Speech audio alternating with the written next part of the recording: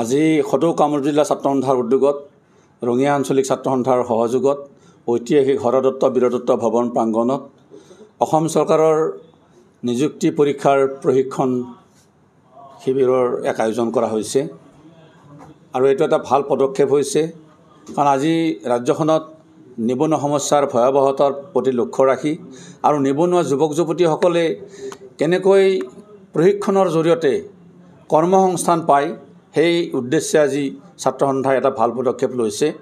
গতিকে মই নিবনুৱা যুৱক যুৱতীসকলক মই এটা কথাই কৈছোঁ যে বৰ্তমান সময়ত নিজৰ যিটো মেৰিট সেই মেৰিটটো যদি নাথাকে আৰু কষ্ট যদি নকৰে চাকৰি পোৱাটো সহজসাধ্য নহয়।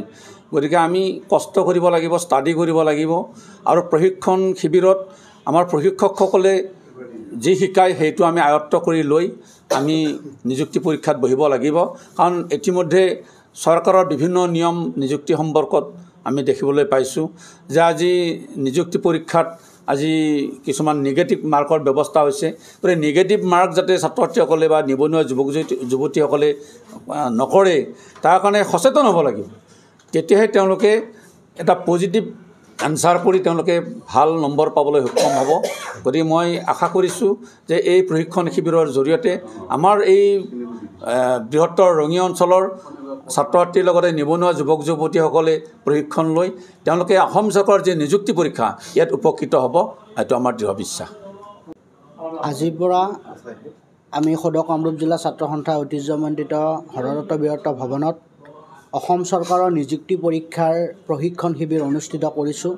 এই প্ৰশিক্ষণ শিবিৰত আমি কেইবাগৰাকীও অভিজ্ঞ প্ৰশিক্ষক আমি ইয়ালৈ নিমন্ত্ৰণ জনাইছোঁ। অসীম ডেকা,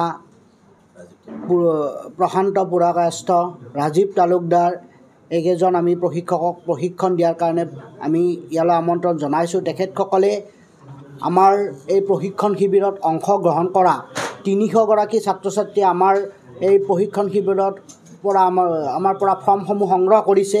সেই ছাত্ৰ ছাত্ৰীসকলে আমাৰ এই প্ৰশিক্ষণ শিবিৰত প্ৰশিক্ষণ ল'ব।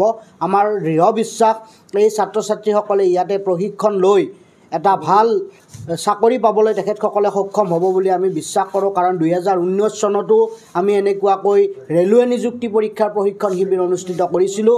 সেই প্ৰশিক্ষণ শিবিৰতো বহু ছাত্ৰ ছাত্ৰীয়ে অংশগ্ৰহণ কৰি চাকৰি পাবলৈ সক্ষম হৈছিলে আৰু তেনেদৰে এইবাৰো আমি অসম চৰকাৰৰ যি নিযুক্তি পৰীক্ষা আহি আছে এই পৰীক্ষাৰ কাৰণে আমি ছাত্ৰ ছাত্ৰীসকলক প্ৰিপেয়াৰ কৰাৰ কাৰণে আমি এই প্ৰশিক্ষণ শিবিৰ অনুষ্ঠিত কৰিছোঁ। এই প্ৰশিক্ষণ শিবিৰত তেখেতসকলে প্ৰশিক্ষণ লৈ যাতে চাকৰি পাবলৈ সক্ষম হয় সেয়াই আমাৰ